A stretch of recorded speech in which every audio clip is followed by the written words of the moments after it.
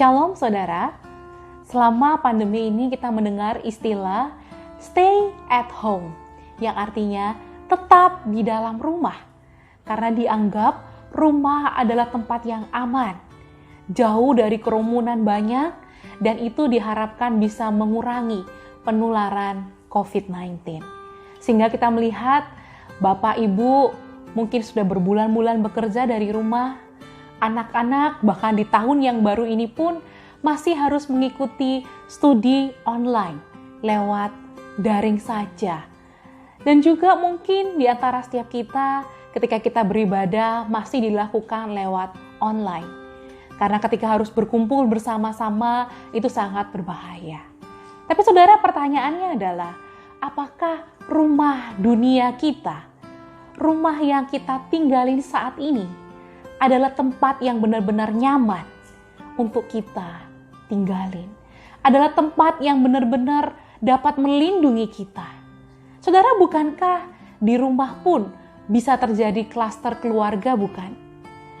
Dan di rumah pun bisa terjadi bencana.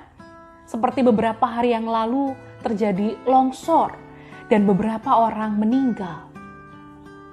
Bukankah di rumah dunia kita terjadi kebanjiran, dan ketika kebanjiran itu datang, satu rumah penuh dengan air, dan barang-barang berharga kita, kemudian ada yang hanyut, terbawa dengan air. Sehingga saudara, ketika kita dianjurkan untuk tinggal di rumah, tetapi kondisi rumah dunia kita tidak bisa menjamin kenyamanan dan keamanan kita semua. Tapi syukur kepada Tuhan, Tuhan tidak pernah menjanjikan kita untuk stay at home di dunia kita.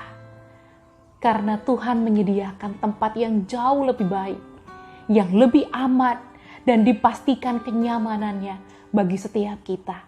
Mari kita membaca bagian firman Tuhan yang diambil dari Filipi pasalnya yang ketiga, ayatnya yang ke-20.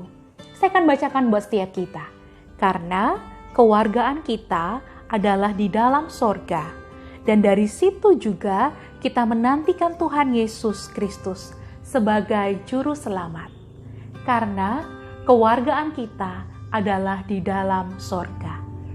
Saudara, ketika masa-masa pandemi ini kita diharuskan bekerja, belajar, dan melakukan aktivitas di rumah saja, otomatis itu membuat kita untuk berpikir kembali bagaimana rumah saya menjadi rumah yang nyaman, supaya saya bisa bekerja, saya bisa belajar, saya bisa beraktivitas di rumah.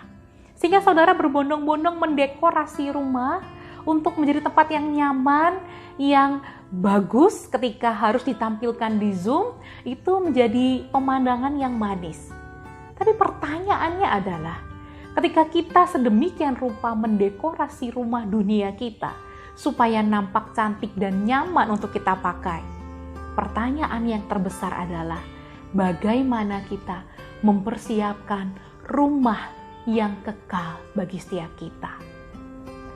Rumah dunia begitu kita perhatikan dengan sangat detail, tapi bagaimana kita mempersiapkan rumah kekekalan kita yang sudah Tuhan nyatakan bagi setiap kita. Orang Kristen kalau ditanya, nanti kalau mati masuk mana? Masuk surga dong. Tapi saudara, dengan yakin bilang masuk surga, tapi kelakuannya gak ada perubahan. Masih suka marah, masih suka berjudi, masih suka selingkuh. Apa yang menunjukkan bahwa orang seperti ini adalah calon penghuni surga? Saudara, ketika kita mengakui, saya sudah percaya Tuhan Yesus sebagai Tuhan dan Juru Selamat hidup saya, maka saya punya jaminan keselamatan. Bukan hanya berhenti sampai di situ. Tuhan ingin kita mengerjakan keselamatan yang sudah Dia berikan, yaitu hidup seturut dengan kehendak-Nya, taat kepada Tuhan, dan hidup kita menghasilkan buah yang manis dan dapat dinikmati oleh orang-orang di sekitar kita. Saudara, rumah kita yang sejati ada di dalam surga. Tapi masalahnya, sudahkah kita memperbaiki diri kita, hidup kita, supaya benar ketika tiba saatnya nanti kita dilayakkan untuk menikmati sukacita surga. Karena selama kita hidup, kita hidup seperti Kristus. Dan ketika Tuhan panggil kita, maka kematian kita itu adalah sebuah keuntungan. Kalau saat ini Bapak, Ibu, Saudara sedang bergumul dengan sakit penyakit, satu keluarga mengalami pergumulan sakit atau mungkin terpapar dengan COVID-19. Ingat, terus berjuang, terus bersemangat. Kami terus mendukung dalam doa untuk kesembuhan dan pemulihannya.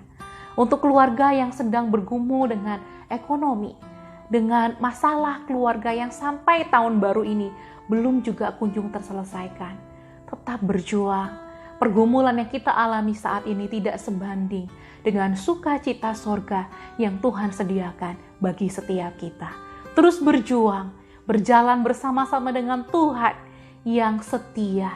Dia sanggup menolong setiap kita. Kiranya Tuhan Yesus memberkati kita. Amin.